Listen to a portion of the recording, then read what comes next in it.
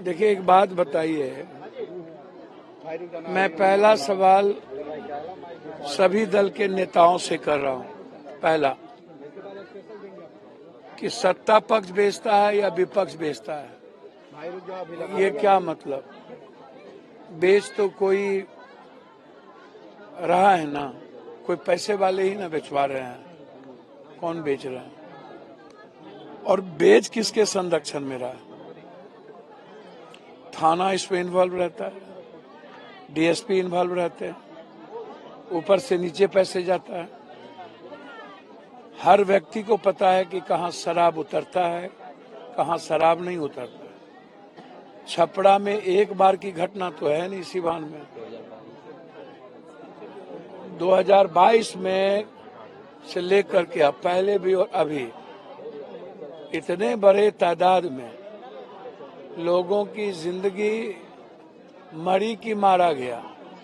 ये हत्या है कि आत्महत्या है? जिस तरीके की गंदी राजनीति लोग करने लगते हैं, यह बिहार के लिए दुखद नहीं है। अब एक नेता बोलते हैं कि लोग तो मरते ही रहते हैं, लोग तो मरते ही रहते हैं। इस पे राजनीति क्या करनी है? विपक्ष लोग बेचवाते हैं। अब ऐसी गंदी बातें लोगों का करना, कोई कहता है शराब खोल देंगे। भैया, शराब खुलने से क्या, जहरीली शराब पहले नहीं मरे हैं? शराब जब चल रहा था, मैं उन नेताओं से पूछना चाहूंगा कि जहरीली शराब नहीं बनने का क्या रास्ता है? क्योंकि आम आदमी, गरीब आदमी शराब नहीं पीते हैं, वो जहरीली ही शराब पीते हैं। और जो माफिया है नेताओं के, जिस भी दल के नेता हों, मेरा सवाल न सत्ता पक्ष न विपक्ष न पप्पू यादव, जो भी नेता पदाधिकारी उस इलाके में हैं, किसी न किसी दल से तो टैग है ही ना। आप हमको बताइए ना, क्या इसकी पॉलिसी चेंज नहीं होनी चाहिए? हमें लगता है कि सरकार को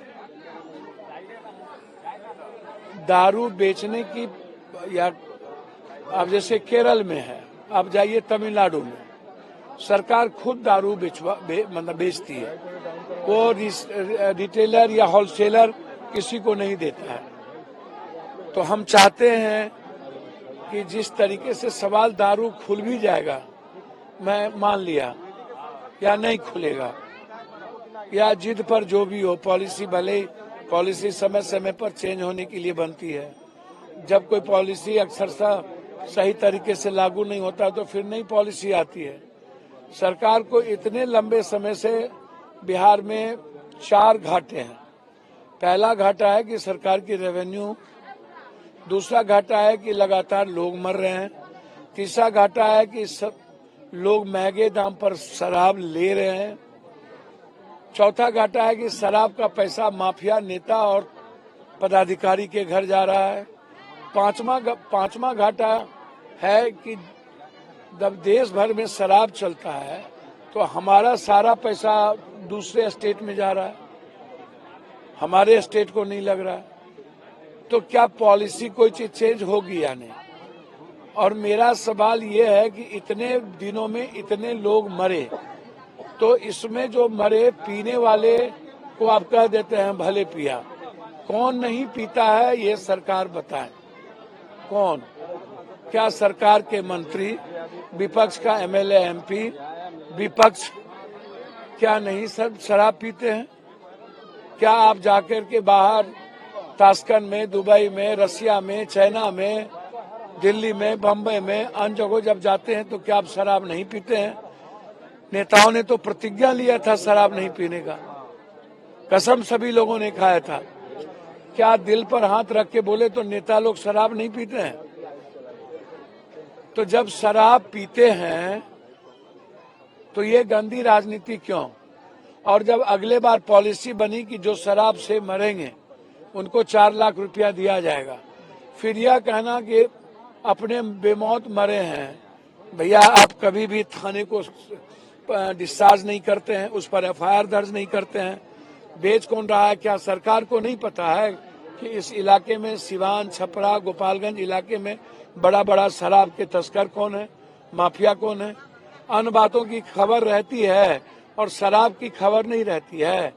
तो मेरा सरकार से बिल्कुल आग्रह है कि आप हर कीमत पर केरल और तमिलनाडु के तर्ज पर सरकार टैक्स को बढ़ा करके बड़े लेवल पर अब टैक्स बढ़ाइए, ताकि शराब कोई खरीद ना सके। और किसी भी कीमत पर 30 साल 35 साल के नीचे के यूथ को आप दुकान पर शराब नहीं दीजिए किसी भी कीमत पर। और शराब कोशिश करिए कि शराब होटल में, जो 5 स्टार, 3 स्टार, 4 स्टार होटल है, और जिले में प्रखंड वाइज आप एक कर दीजिए। मेरा जो आग्रह है, जो मैं देश को समझता हूं, जब सभी जगह लीकर बन रहा है और सभी जगह लीकर चल रहा है, एक ही देश में आप अच्छा काम है ये, शराब नहीं पीना चाहिए। मैं कामों को गलत नहीं मानता हूं, सही काम है कि शराब नहीं पीना चाहिए, लेकिन किसी भी चीजों को आप ब्रेक करते हैं तो नया रास्ता लेता है।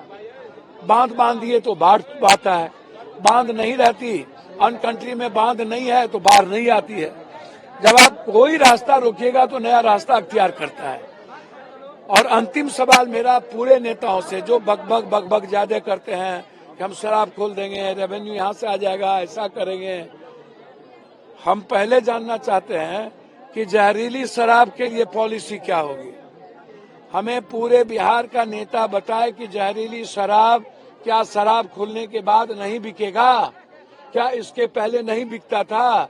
क्या जब शराब की रेवेन्यू इतनी हो गई थी तब क्या जहरीली शराब पी करके लोग नहीं मरते थे? तो ये शराब का सवाल नहीं है, ये सवाल है जहरीली शराब का। और ये सवाल है जहरीली शराब बना करके अरबों करोड़ों रुपया कौन कौन हिस्सेदार है। इसमें हिस्सेदार नेता है, जो बनाता माफिया पैसे वाले वो है, और पदाधिकारी है। तो ये तीनों न दोषी हैं। दोषी जनता कैसे हो गई? जनता या तो शराब भी पीती है या तो जहरीली, गरीब आदमी पीते हैं।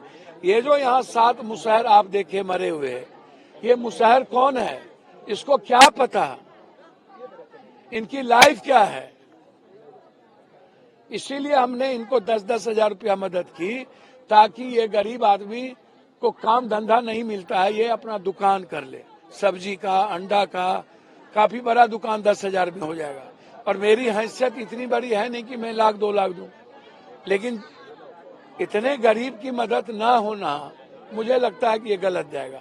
और मैं चाहूंगा कि इस इलाके के जो जहां ये घटना घटी है, वहां के थानेदार सस्पेंड हो, 302 का मुकदमा लगे हर कीमत पर, ये हत्या का मुकदमा, एक्साइज पर हत्या का मुकदमा लगे। एक्साइज को पैसा जाता है, इसको सस्पेंड करके नहीं छोड़ा जा सकता, और इसको डिस्चार्ज करना चाहिए, इसकी नौकरी खत्म होनी चाहिए हर कीमत पर। और जो लोग शराब बिचवा रहे हैं उसको आजीवन कानून बने कि आजीवन कारावास का गुनाहगार हो, अन्य स्टेट की तरह। तमिलनाडु जो लोग शराब में पकड़ाते हैं बनाते हुए, उसको आजीवन कारावास है, टिल, उसको टिल सजा होनी चाहिए। ये मेरा डिमांड है। तो परिजनों से बात हुई, परिजनों ने क्या? परिजन का कहना है यहाँ तो शराब हर जगह बिकता है। हमने कहा कैसे लिए, कहाँ लिए? बोला तो सभ्य जगह बिकल है, हम का करी, तो मैं का कही। तो बाहर से शराब आता है और उसके बाद यहाँ पर लोग बेचते हैं। यही तो स्थिति है। तो इसमें जो लोग फालतू बात करते हैं, नेता लोग, दल के लोग, एक दूसरे पर आरोप प्रत्यारोप, ये जो त्रिशूल लेकर के निकले यहाँ है ना, ये जो गाली गलौज कर रहे हैं, मुसलमान ऐसा मांस फेंक देता है, वहाँ पाकिस्तान में हिंदू की लड़की को उठा लेता है, ऐसे लोगों को नीतीश बाबू बैंड करिए ना। सुप्रीम कोर्ट का ऑर्डर है, जेल में बंद करिए। हम ऐसे लोगों को एक कदम नहीं निकलने देंगे जो किसी जाति को गाली दे और जो किसी धर्म मजहब के नाम पर नफरत पैदा करे। आप जाति को कैसे गाली दे दीजिएगा भाई? किसी जाति को गाली देने का आपको अधिकार है, संविधान अधिकार देता है। कोई भी हो, पप्पू यादव हो या पप्पू यादव का बेटा हो, यहाँ आकर के काम करे ना। जो गाली गलौज देते हैं 51 आदमी लगभग बड़े हैं, 49 आदमी अभी तक में। इससे बड़े ट्रेजरी क्या हुई? इससे बड़ी घटना तो कुछ है नहीं। तो बिहार में जिस तरह शराब बंद है, अवैध शराब भी बंद होनी चाहिए। भैया मैं अवैध शराब की ही तो बात कर रहा हूँ। मरते दम तक बंद होनी चाहिए। सबसे पहले अवैध शराब ही बंद होनी चाहिए। और हम नीतीश जी से हाथ जोड़ के पैर पकड़ के कहते हैं, आपकी पॉलिसी गलत हो सकती है, आपके विचार गलत नहीं है, लेकिन पॉलिसी ठीक नहीं है। मैं हाथ जोड़ता हूं नीतीश जी, प्लीज प्लीज दारू जहरीली शराब को रोकिए।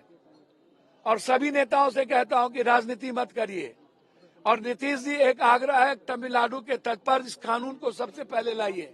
जो शराब बेचते हैं उसको किसी कीमत पर आजीवन कारावास हो, और साथ साथ सरकार खुद शराब को शुरू करे, किसी के हाथ में ना दे, और वो भी 5 स्टार, 3 स्टार, 4 स्टार, 2 स्टार के पर, और ब्लॉक और जिला में 1 ठो। ये आग्रह है।